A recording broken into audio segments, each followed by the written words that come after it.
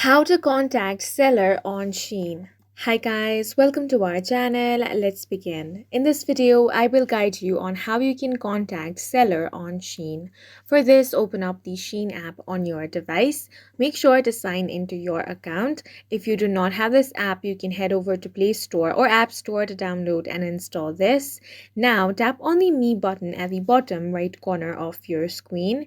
Here you have the tab called My Orders. Go ahead and tap on the View All option.